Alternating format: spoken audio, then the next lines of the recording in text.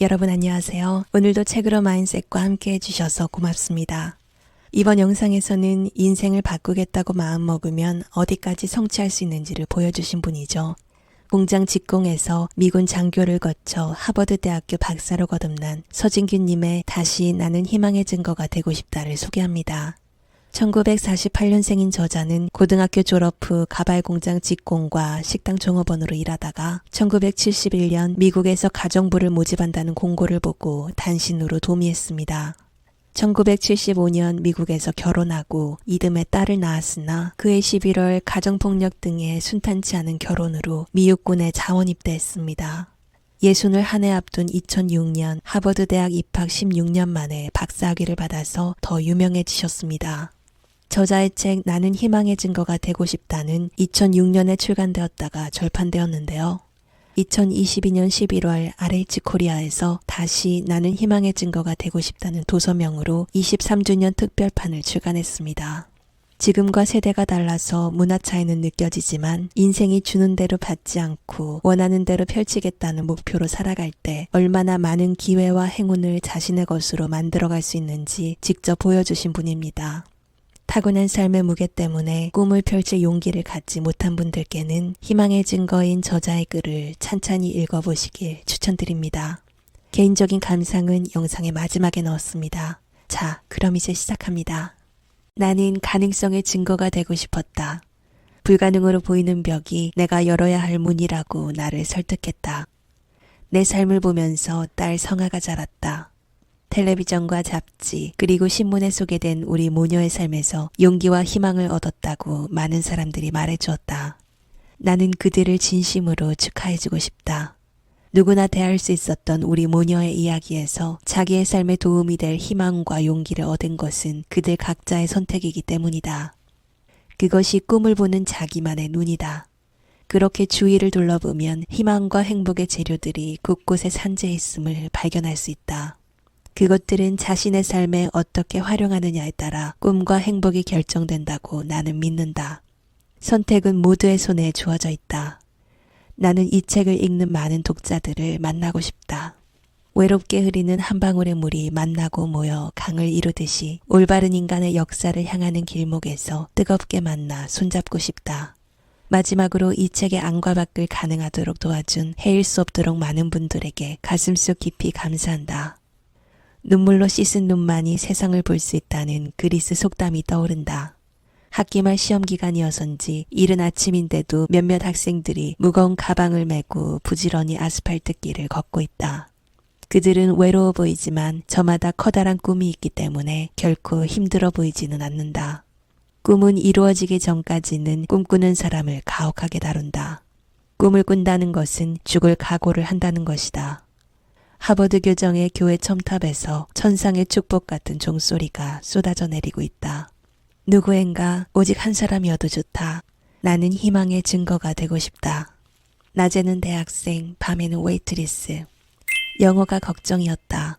하지만 유대인주의는 내 서툰 영어가 오히려 귀여워 보였던지 그 자리에서 채용해 주었다. 같이 일하는 종업원들은 물론이고 손님들도 더듬거리는 나를 친절하게 대했다. 일이 고되기는커녕 신이 났다. 월급도 한국에서 받던 것보다 몇 배나 많았다. 나는 맡은 일 외에도 내가 할 수 있는 일이면 주저하지 않고 팔을 걷어붙였다. 한 달쯤 지나자 주인은 내게 저녁 일까지 해달라고 부탁했다. 수입이 3배 가까이 늘어났다. 벼락부자가 된 기분이었다. 자기가 가진 돈이 아무리 많아도 스스로 만족하지 않으면 부자가 아니다. 그런 사람은 그 돈으로 삶을 즐기지 못한다. 돈에 눈이 먼 돈의 노예일 뿐이다. 그런 의미에서 나는 부자였다. 비록 가진 것은 얼마 되지 않았지만 나는 기쁜 마음으로 아버지에게 용돈을 붙였다. 미국에 올 때 수수료와 항공료를 마련하느라 아버지가 진 빚도 머지않아 갚게 되리라는 사연도 빼곡히 적어보냈다. 부러워만 했지 감히 살 엄두를 내지 못했던 텔레비전도 샀다. 극장에도 가고 파티에도 참석했다. 하지만 돌이켜보면 나는 매우 위험한 환경 속에서 살고 있었다. 유대인 식당이 있는 뉴욕 맨해튼 중심가에서 브롱크스 아파트까지는 지하철로 30분 이상 걸렸다. 특히 밤늦은 시간에 지하철은 안전하지 않았다. 내가 저녁 일을 마치고 집으로 향할 때면 거의 밤 11시, 23살의 철부지가 혼자서 지하철을 타는 것도 위험했지만 지하철에서 내려 집으로 걸어가는 길도 위험천만이었다. 브롱크스의 길가에는 양쪽으로 술집들이 즐비했다. 내가 퇴근하여 그 길을 지나갈 때면 언제나 술집 앞에는 왁자지껄하게 떠들어대면서 맥주를 마시는 흑인들이 몰려서 있었다. 식당 웨이트리스들은 나를 동생처럼 여겼다. 자기 조카들이 입었던 옷을 여러 벌 갖다 주었다. 나는 그 중에서도 미니스커트를 즐겨 입었다. 식당 종업원들과 손님들이 하나같이 날씬해 보인다고 칭찬하는 바람에 자주 입고 다녔다. 미니스커트 차림의 동양 처녀가 심야 지하철과 브롱크스의 밤거리에서 봉변을 당하지 않고 무사히 지나다녔다는 것은 기적에 가까운 일이었다. 그렇게 유대인 식당에서 몇 달을 일하던 어느 날 한국인 손님들이 식사를 하러 왔다. 내가 한국인이라는 것을 첫눈에 알아본 그들은 맨해튼 56번가에 아리랑이라는 한국 식당이 개업하는데 웨이트리스를 구하고 있다고 귀뜸해 주었다. 하지만 관악 골프장에서 일할 때 주방 사람들의 횡포가 떠올라 썩 내키지 않았다. 그 손님들은 그곳 일이 미국 식당 호스티스보다 수입이 몇 배는 많을 거라며 내 손에 아리랑 연락처를 쥐어주었다. 집으로 가는 길에 골똘히 생각해 보았다. 식당 사람들이 나를 얼마나 귀여워해 주는데 나는 지금 행복해. 하지만 나는 아버지가 진 빚을 생각했다. 제천의 춥고 미끄러운 겨울밤길을 자전거를 타고 야근 나가는 아버지의 추운 어깨, 전능아인 막내 아들을 키우며 술꾼들에게 시달리고 있을 어머니를 생각했다. 목이 잠겨왔다. 대학에도 가고 싶었다. 수입이 몇 배라는데 빚도 갚을 수 있고 부모 형제에게 용돈도 더 보내드릴 수 있는데 어쩌면 대학도. 몇 달 전 찾아갔던 56번가에 아리랑은 흔적도 없었다. 대신 현대식 미국 식당이 들어서 있었다. 아쉬움과 함께 그리움이 물밀듯 밀려왔다. 아, 그때 그 사람들. 아리랑에 찾아가 처음 만난 사람은 지배인이었다. 작은 키에 다부진 체격인 그는 다정한 미소를 머금고 있었다. 지배인은 머뭇거리는 내게 몇 가지 인적사항을 물어보곤 곧바로 일을 해도 좋다고 했다. 그때까지도 일자리를 바꿔야겠다는 확신이 서지 않았었는데 나는 얼떨결에 고개를 끄덕이고 말았다. 아리랑과의 인연은 그렇게 시작되었다. 월스트리트의 유대인 식당에서 만난 한국 손님들 말만 따라 아리랑은 고급 한국 식당이었다. 나는 그곳에서 한국에서 명절 때나 입어보던 고운 한복을 날마다 바꿔 입었다. 거울에 비친 내 모습이 너무 화사했다. 그러나 한가하게 거울이나 보고 있을 시간이 없었다. 우리는 콩 볶듯 뛰어야 했다. 그 곱던 한복이 시간을 다투는 우리들에겐 그렇게 거추장스러울 수가 없었다. 아리랑은 2층까지 손님이 꽉 찰 정도로 문전성시였다. 커다란 쟁반에 곰탕이나 찌개를 가득 담아 1, 2층을 쏜살같이 오르내리는 모습은 고개사 같았다. 내 한 달 수입은 $1,000에 가까워졌다. 아리랑에서 일한 지 몇 달 만에 아버지가 진 빚을 모두 갚은 것은 물론이고 내 딴에는 엄청난 돈도 모았다.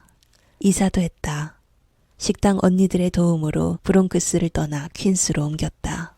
내 꿈이 하나하나 현실이 되어가고 있었다. 정식 대학생은 아니었지만 대학에도 들어갔다. 퀸스 대학이 외국인들을 위해 개설한 영어 회화 과정에 등록한 것이다. 낮에는 대학에서 영어를 공부하고 저녁에는 아리랑에서 웨이트리스로 일하는 야경주독이 시작된 것이다. 나는 학교나 식당에서 만난 사람들에게 근처에서 가장 좋은 공립대학이 어디냐고 물어보았다. 학비가 부족했기 때문에 공립대학을 가야 했다. 전공은 크게 고민하지 않았다. 월마처럼 나도 회계사가 되고 싶었다. 1972년 회계학으로는 꽤 유명하다는 바르크 대학에 등록했다. 9월에 첫 학기가 시작되었다. 미국에 첫 발을 내딘 지 1년 반 만에 이룬 첫 성취였다. 식모살이를 하러 미국에 왔던 내가 한국에서 그토록 갈망하던 진짜 대학생이 된 것이었다. 그것은 내게는 가슴 벅찬 사건이었다. 내 희망의 등불이 처음으로 희망의 증거로 떠오르기 시작한 것이었다. 바쁜 식당 일도 힘들지 않았다. 쟁반 가득 음식을 담고 긴 치맛자락을 들어올리며 1, 2층 계단을 분주하게 오르내리면서도 나는 늘 웃었다. 무서운 주방장 아저씨나 까탈스러운 손님들도 그저 고맙고 반갑기만 했다. 내 꿈이 나를 힘차게 밀어주고 있었다. 우수한 성적으로 대학을 졸업하는 딸을 대견한 눈으로 바라볼 부모님의 환한 얼굴이 눈에 선했다. 지금도 크게 달라지진 않았으리라. 당시 한국에서 유학은 주로 상류층 자녀들에게만 주어지던 특권이었다. 반면 이민은 살 길을 찾으러 떠나온 것이었기 때문에 미국에서도 유학생과 이민 온 사람을 대하는 시선은 하늘과 땅 차이였다. 나도 그렇게 생각했다. 유학은 선택받은 사람들만 갈 수 있는 거라고 먼발치에서 유학생들을 부러워하는 수밖에 없었다. 유학에 대해서만큼은 나라고 해서 못 갈 이유가 뭐란 말인가라는 자존심을 내세우지 않았다. 식모가 되기 위해 미국으로 오는 비행기에는 유학을 떠나는 내 또래의 한국 젊은이들이 있었다. 나는 그 비행기 안에서 심한 열등감을 느꼈다.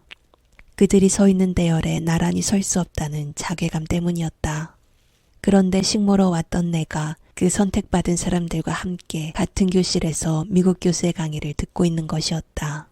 그뿐 아니었다. 이민으로 태평양을 건너온 나와는 달리 유학생은 미국에서 일할 자격이 없었다.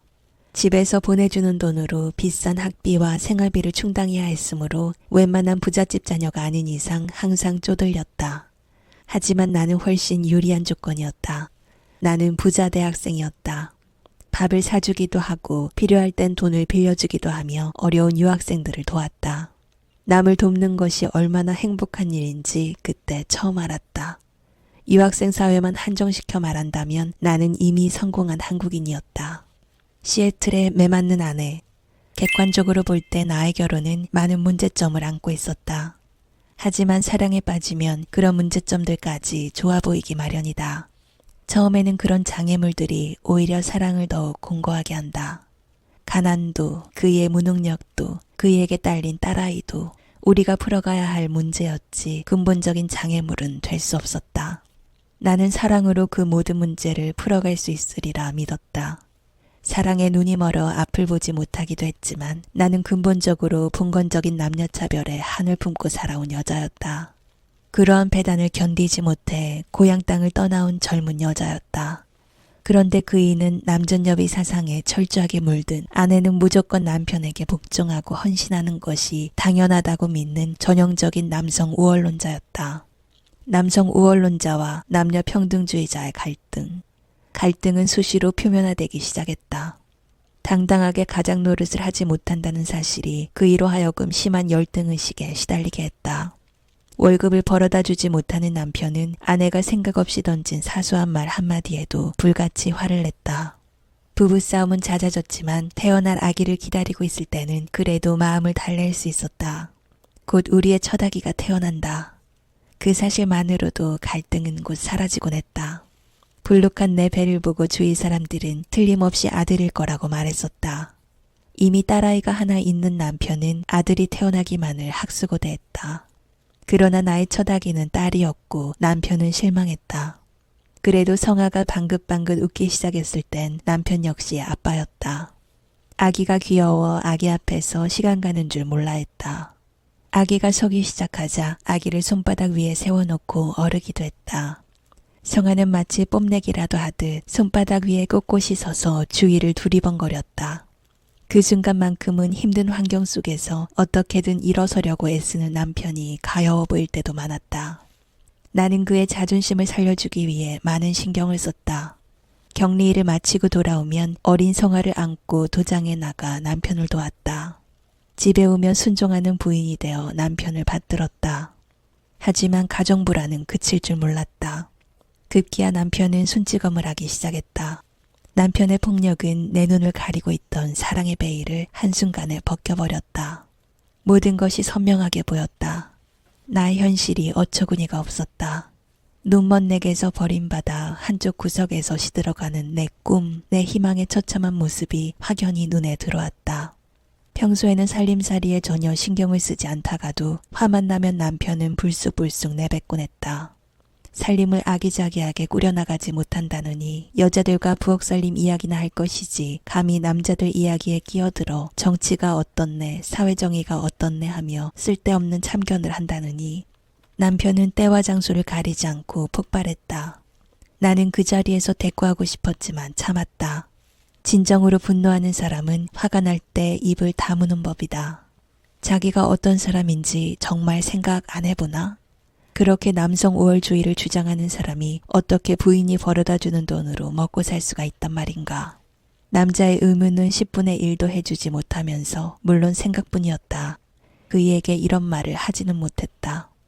그래도 남편의 자존심을 지켜주기 위해 내가 얼마나 애쓰고 있는데 나가서 돈 벌어오라고 집안일 좀 도와달라고 바가지 긁은 적이 어디 한 번이라도 있었나? 하기야 그런 불평을 털어놓았다간 그 성질의 나를 가만 놔두지도 않았겠지만 그렇게 바쁘고 피곤한데도 할 일 다 하고 고분고분 말 잘 들으면 됐지 어떻게 살림에 취미가 없다며 아내를 달달 볶을 수가 있어.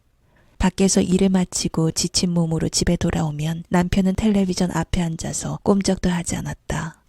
정신없이 저녁 준비를 하는 나를 수시로 불러댔다. 잿더리 좀 가져와. 물 한 잔 줘. 세상에 이런 이기주의자가 또 있을까? 정말 저희가 나를 사랑하는 것일까? 사랑한다면 어떻게든 살려고 버둥대는 내가 안쓰러워서라도 저렇게는 못할 텐데. 남편 체면에 먹칠하는 것은 아닐까?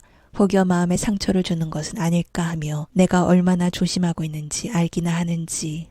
남편에게 한 번도 털어놓지 못하고 가슴속에 쌓여가는 불만이 무거워질 지경이었지만 나는 말하지 않았다. 인간은 화가 난 상태에서는 상대방의 가슴에 못을 박는 말도 해버리게 된다고 믿어온 탓도 있지만 언제 어디서든 폭발하는 남편의 성질과 손찌검이 무섭기도 했다. 손찌검은 정말 죽기보다 싫었다. 때리는 남편보다 매를 맞고 있는 나 자신이 혐오스러웠다. 나 자신을 견디기 힘들었다. 남편의 손찌검에 대해서는 한두 번 지적한 적이 있었다. 그것도 남편의 기분이 괜찮아 보일 때를 틈타서. 아니 얼마나 맞았다고 야단이야. 그래봤자 1년에 한두 번 아냐. 옆집 형네 좀 봐. 그 형수는 거의 한 달에 한 번씩 두들겨 맞는데도 고분고분 잘만 살잖아. 어이가 없었다. 말문이 열리지 않았다. 넌 너무 안 맞아서 복에 겨운 거야.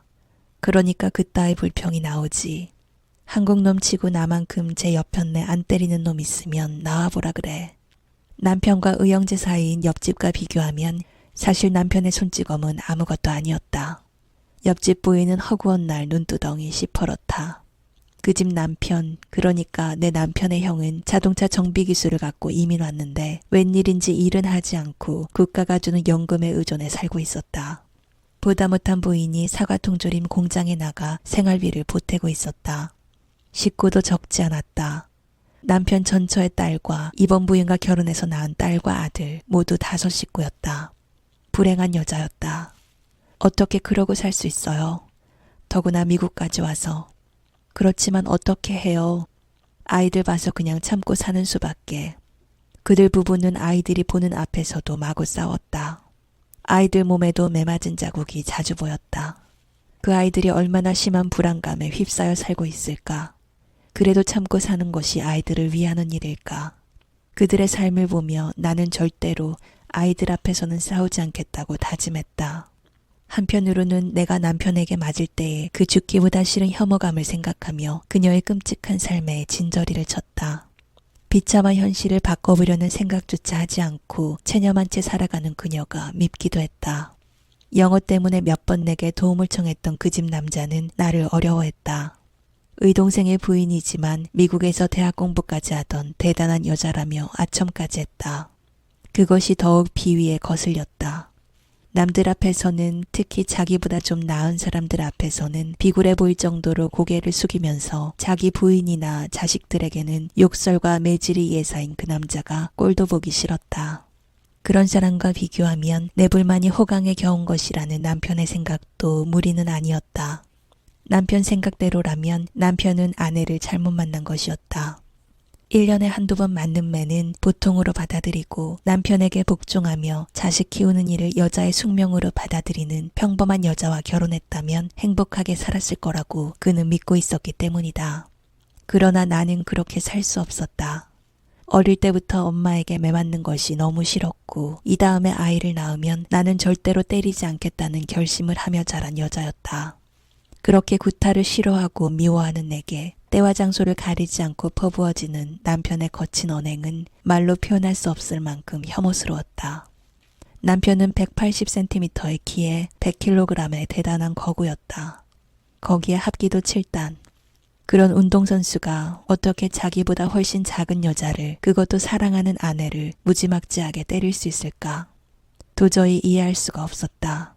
사람들이 있건 없건, 아이가 있건 없건 가리지 않고 화풀이를 할 때마다 나는 사라지고 싶었다. 그 순간 어딘가로 훌쩍 사라져버렸으면 하고 몸을 떨었다. 생각의 차이는 해결될 것 같지 않았다. 우리는 자주 이혼을 거론하게 되었고 여러 번 합의도 했다. 이제 그만 쉬어도 좋지 않을까? 자연의 섭리는 거부할 수 없었다. 친구들에 비해 좀 빠르긴 했지만 나는 일본에 있는 동안 갱년기를 겪었다. 몸에서 자주 열이 났다. 호르몬은 내 인생관마저 바꾸려 했다. 나는 내 마음 깊은 곳에서 울려오는 어떤 목소리를 들었다. 잠깐 방관하는 사이에 그 목소리는 파문을 일으키며 번져갔고 급기야는 나의 희망과 꿈마저 잠시 가기 시작했다. 오랫동안 정말 애 많이 썼어. 그동안 이룬 것도 많고 대단해. 이젠 그만 쉬어도 되잖아. 그만큼 했으면 이쯤에서 그만둔다고 해서 널 나무랄 사람은 아무도 없어. 처음 있는 일이었다. 당황했다. 낯선 논리였지만 그것은 힘이 있었다. 그것은 마치 물이 마른 모래를 적시며 스며들듯 내 내부로 번져가고 있었다. 나는 점점 설득당하고 있는 것 같아 두렵기까지 했다. 외롭다는 생각, 인생이 참으로 힘들다는 느낌, 더 이상 버텨나갈 자신감도 사라지는 듯한 상실감, 인생은 덧없는 것이라는 허무감, 복잡한 감정들이 실타래처럼 뒤엉키고 있었다. 연금 나오겠다. 노스캐롤라이나에 집 있겠다. 성화도 다 컸겠다. 텃밭에 채소나 가꾸면서 나는 아무것도 하지 않아도 되는 소위 안정된 노후 계획까지 세우기 시작하고 있었다. 초조하고 불안했다. 머릿속이 혼란스러웠다. 식욕도 없었고 의욕도 사라져갔다. 체중이 급격하게 줄었다. 살을 좀 뺐으면 하고 생각했었지만 그때는 별로 달갑지도 않았다. 우연한 기회에 아는 사람으로부터 호르몬제를 복용해보라는 제안을 받았다. 의사를 찾아가 느닷없이 찾아온 이 이변을 상담했다. 완전히 점령당하기 전에 이 수렁에서 나를 건져 올려야겠다는 한가닥 몸부림이었다. 호르몬제를 복용하기 시작한 지 한 달쯤 되었을 때 나는 다시 꿈틀거리기 시작하는 의욕을 느꼈다. 꺼져가던 희망의 등불이 다시 밝아오는 것을 보았다. 그제야 내 꿈이 수줍은 듯 뒤따라왔다. 얼마나 반가운 재회였던가. 그것은 진정 뜨거운 재회였다. 극심했던 슬럼프를 빠져나오자 내가 나를 제외했다는 것을 축하해 주려는 듯 좋은 소식이 기다리고 있었다. 미 육군대학에 뽑힌 것이다. 미군 장교들 대부분이 들어가고 싶어하는 대학이었지만 실제로 입학할 수 있는 장교는 절반 이하였다. 더욱이 나는 일본 자위대 산하 육군대학에서 공부하는 최초의 외국 여성이 되려는 순간이었다. 그 무렵 미 육군성의 인사 담당이 말했다. 이제 중령 진급은 예정된 거나 마찬가지요. 기쁜 일이었다. 그러나 하버드 박사과정도 포기할 수 없었다. 하버드 박사과정은 10년이라는 시간 제한이 있다. 1990년 석사과정에서부터 시작되는 것이므로 2000년까지였다. 설령 연장을 허락받는다 해도 2003년까지는 끝내야 했다. 1998년 예정인 중령 진급을 받아들인다면 빨라도 2000년이 넘어서야 전역이 가능하다. 그렇게 되면 하버드는 포기해야 한다. 아무리 생각해도 두 가지를 병행할 방법이 없었다. 미군 중령인가 하버드 박사인가. 괴로운 선택의 갈림길이었다. 고등학교에서 모든 사람들의 부러움과 인정을 한몸에 받던 딸 성아가 하버드에 합격하지 못했다는 사실도 내 미래를 선택하는 데 결정적인 역할을 했다. 돌이켜보면 성아의 불합격은 우리가 더 큰 성취를 이룰 수 있는 발판이 되어주었다. 성아는 그 좌절을 계기로 겸손을 배웠고 진심으로 하나님을 이해하게 되었다. 어려운 일을 당했을 때 쓰러지지 않고 일어날 수 있는 힘과 용기를 배웠다. 성아는 그 불행을 자신을 더 강하게 만드는 도약대로 삼았던 것이다. 온갖 역경을 헤치며 꿈을 성취해온 나 역시 어느새 오만해져 있었다. 높은 것, 강한 것, 큰 것이 아니면 도전의 매력을 느끼지 못하게 되었다. 한마디로 나는 건방져져 있었던 것이다. 나는 나의 가짜 실력과 진짜 실력을 늘 파악하고 있었다. 남의 떡이 커 보인다는 속담을 모르는 바 아니지만 다른 학생들은 나와는 비교가 안 될 정도로 우수하다고 믿어왔다. 그런데 어느새 나는 나 같은 사람이 하버드에 들어올 수 있다면 하버드도 별것 아니라는 뜻이잖아 라며 나 자신의 성취는 물론 하버드의 위상까지 깎아내리고 있었다. 사람들이 내 명함을 보고 하버드 학생이냐고 놀라워할 때 나는 속으로 사실 그리 대단한 것도 아닌데 라며 으스대고 있었다. 그런 나에게 나보다 몇 배나 우수하다고 믿어온 성아가 하버드에 불합격했다는 사실은 충격이었다. 믿기지 않을 정도였다. 내가 하버드를 우습게 보니까 운명의 여신이 내게 벌을 내리는 것인가? 나는 엉덩이에 뿔이 난 못된 송아지란 말인가? 그렇다면 나를 벌해야지 왜 죄 없는 딸아이가 눈물을 흘려야 하는가? 나는 그때 군 업무 때문에 규슈에 출장 중이어서 하버드대 불합격 통지서는 성아 혼자 받았다. 성아는 그 소식을 전화로 알려왔다. 성아는 차분한 목소리였다. 사실 처음에는 나도 무척 힘들었어요. 하늘이 무너지는 것 같았고 그래도 어느새 나는 이것이 하나님의 뜻이구나 하고 믿게 되었어요. 그렇게 생각하니까 마음이 편안해졌어요. 하나님이 보시기에 뭐든지 잘 되니까 내가 세상을 우습게 보는 것 같아 걱정되셨던 거예요. 더 늦기 전에 나를 바로잡으려고 그러셨다는 생각이 들어요. 시건방지면 큰일을 할 수 없잖아요. 이번 일로 겸손을 배웠어요. 걱정 마세요, 엄마. 엄마인 내가 오히려 울음을 터뜨리고 말았다. 철부지 꼬마가 어느새 이렇게 자라났다는 것이 대견하기만 했다. 그리고 진심으로 하나님을 믿고 있는 딸아이가 부럽기도 했다.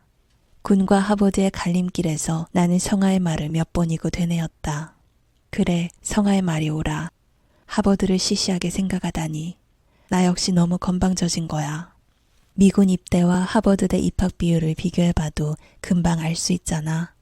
또 20년이면 내 전생의 5분의 2가 넘어. 그 20년을 군에서 보냈어. 남은 생을 다른 세계를 개척하는 데 쓰는 것도 보람이 있지 않을까. 펜의 힘이 칼보다 세다잖아. 좀 더 나은 세계를 이룩하는 데 공헌하겠다면 군대보다는 하버드가 더 효과적일 거야. 학문으로 그리고 책으로 세상에 공헌하는 것이 더 나을지도 몰라. 어쩌면 성아의 불행이 없었다면 나는 군복을 벗지 않았을지도 모른다. 사람들이 지나친 꿈이라고 혹은 터무니없는 망상이라고 불러도 좋다. 나에게는 평생을 하루같이 다져온 나 자신과의 약속이 있었다. 내 꿈이 있었다. 그 꿈을 이루기 위해서는 다른 사람들을 설득시켜야 했다. 나는 마침내 결론을 내렸다. 다른 사람들을 설득하는 데는 미군 장교보다 하버드 박사의 말이 더 큰 힘을 발휘할 것이다. 1년 가까운 고심 끝에 나는 하버드를 택했다. 이 책은 우연히 태어난 것이 아니다. 책을 쓰면서 나는 내 지난 반세기의 삶을 다시 한번 돌아보는 소중한 경험을 하였다. 지금까지의 삶을 통해 내가 얼마나 많은 것을 배우고 깨달았는지를 알았다. 지금의 나는 그렇게 얻어진 삶의 철학 속에서 다시 태어났다고 해도 과언이 아니다. 많은 사람들이 인간이 만든 올가미에 자신들을 속박해왔다.